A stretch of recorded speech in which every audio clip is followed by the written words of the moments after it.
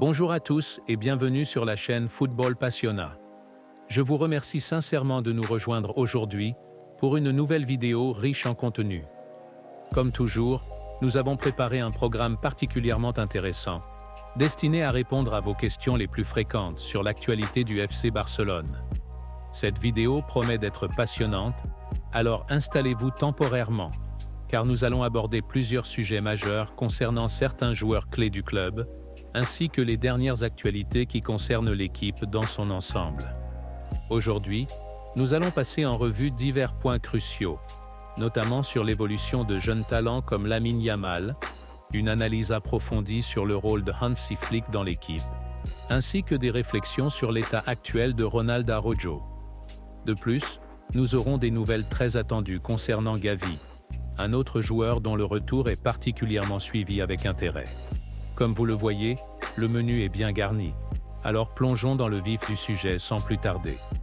Pour commencer, une question fréquemment posée par notre public est de savoir quel joueur a le plus étonné sous la direction d'Hansi Flick, par rapport à ce que nous avions vu sous Xavi Hernandez. Bien évidemment, Marc Casado aurait été un choix évident pour cette question, car il n'a pas eu l'occasion de se révéler sous Xavi. Il est clairement l'une des révélations les plus marquantes de la saison jusqu'à présent, affichant une progression remarquable.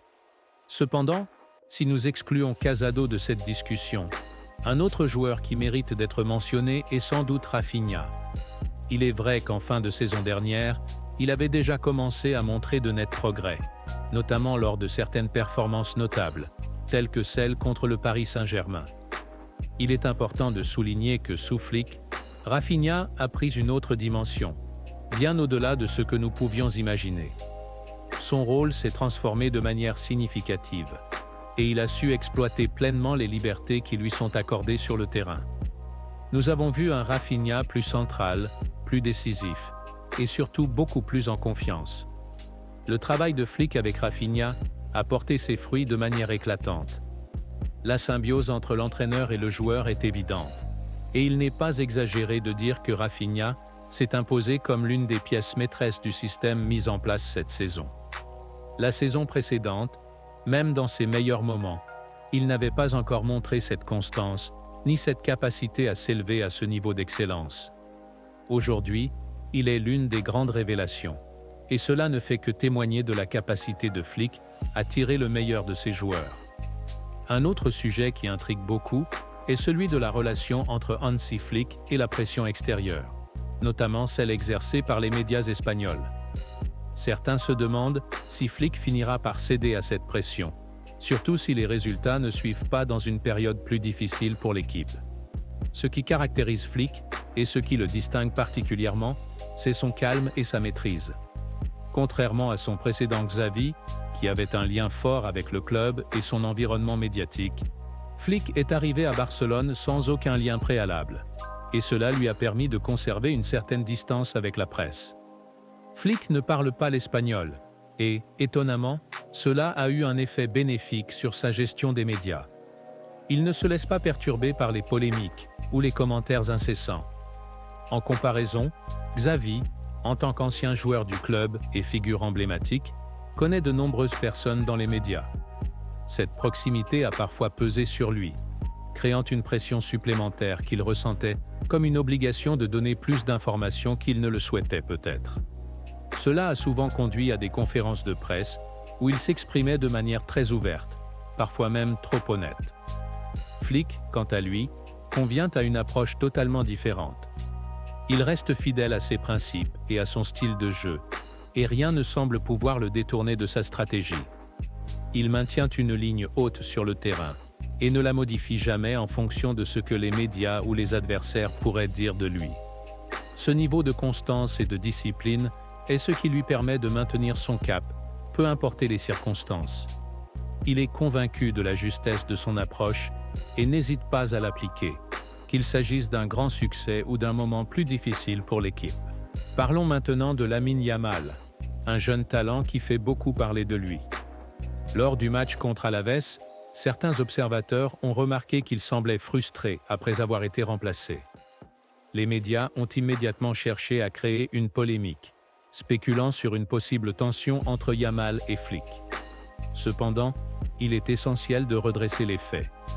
Yamal lui-même a expliqué dans une interview récente que sa frustration était exclusivement dirigée contre lui-même. Il n'était pas satisfait de sa propre performance et estimait qu'il aurait pu faire davantage pour l'équipe ce jour-là. Cette attitude démontre une grande maturité pour un joueur de seulement 17 ans. Yamal ne se contente pas de ses acquis, bien au contraire.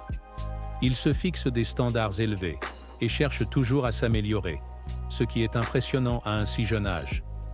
Ce niveau d'autocritique et cette exigence personnelle sont des signes encourageants pour son avenir. Il est également soutenu par un entourage qui l'aide à garder les pieds sur terre, ce qui est crucial pour éviter les écueils qui guettent les jeunes prodiges dans le monde du football. En ce qui concerne le style de jeu de Hansi Flick, il est indéniablement exigeant. Le pressage constant demande une intensité physique importante de la part des joueurs, et cela soulève une question importante. Ce style de jeu peut-il épuiser l'équipe sur la durée? La réponse réside en grande partie dans la gestion de l'effectif. Flick est conscient de cette exigence et a toujours souligné l'importance de la rotation pour maintenir un niveau de performance élevé tout au long de la saison. Avec le retour progressif de certains joueurs clés actuellement blessés, l'équipe aura plus de profondeur et de flexibilité, ce qui permettra à Flick de gérer intelligemment les minutes de jeu. Cette rotation sera cruciale dans les moments décisifs de la saison, notamment lors des matchs importants de la Ligue des Champions et des autres compétitions majeures. Le retour de Gavi est particulièrement attendu, et les nouvelles sont positives à cet égard. Après plusieurs mois d'absence, il se rapproche d'un retour sur les terrains. D'ailleurs, lors des dernières séances d'entraînement, il a déjà participé à un match d'entraînement où il a pu jouer 45 minutes. Ce n'est qu'une question de temps avant qu'il ne fasse son retour officiel, peut-être même dès le match contre Séville. Son retour sera un atout majeur pour Flick, qui pourra à nouveau compter sur son énergie et sa combativité.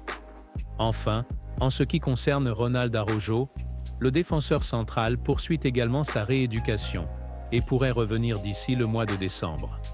Son retour sera également très important pour l'équipe, notamment en raison de sa vitesse et de sa capacité à gérer les transitions rapides en défense.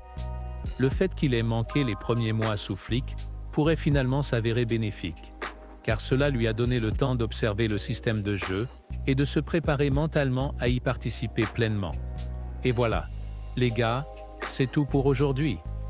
On a couvert pas mal de sujets importants, des performances surprenantes sous Hansi Flick, notamment avec Rafinha qui brille à un niveau qu'on n'avait peut-être pas imaginé, à cette incroyable résilience de jeunes talents comme Lamine Yamal, qui continue de se battre même quand il n'est pas satisfait de lui-même. Et bien sûr, l'anticipation du retour de deux piliers essentiels, Gavi et Ronald Araujo, qui vont sans aucun doute renforcer l'équipe et apporter encore plus de profondeur et de qualité. Franchement, c'est une période tellement excitante pour être un fan du Barça. Mais au-delà de tout ça, ce qui ressort surtout, c'est l'impact de Hansi Flick sur l'équipe. Son style de jeu intense, cette haute ligne défensive, le pressing constant, ça exige beaucoup de nos joueurs. Mais les résultats sont là. Et je pense que tout le monde, des fans aux joueurs, se retrouve à y croire de plus en plus. Vous savez, on se demande toujours, est-ce que cette intensité va tenir toute la saison? Est-ce que les joueurs vont finir par s'épuiser? Mais comme on l'a vu, la profondeur de l'effectif avec les retours de blessures et la rotation intelligente de Hansi devrait nous permettre de maintenir cette cadence. Et puis, cette capacité à tuer les matchs rapidement, c'est quelque chose qui peut vraiment nous servir sur le long terme. Maintenant, les gars, c'est là que je veux vraiment entendre vos avis. On a parlé de tellement de choses dans cette vidéo, et je suis vraiment curieux de savoir ce que vous pensez. Alors dites-moi dans les commentaires, qui vous a le plus surpris sous Hansi Flick jusqu'à présent? Est-ce que, comme moi, vous pensez que Rafinha est la révélation de la saison? Ou y a-t-il un autre joueur que vous avez vu briller sous sa direction? Et qu'est-ce que vous pensez du retour de Gavi et Araujo? Croyez-vous que Gavi peut être le joueur clé dans ces gros matchs à venir contre le Bayern et le Real Madrid? Et pour Araujo, Est-ce que vous pensez que le temps passé à s'entraîner avec Flick va l'aider à encore mieux s'adapter à cette ligne haute? Est-ce qu'on va voir un Araujo encore plus monstrueux à son retour? Je veux lire vos commentaires sur tout ça, alors lâchez-vous et discutons ensemble.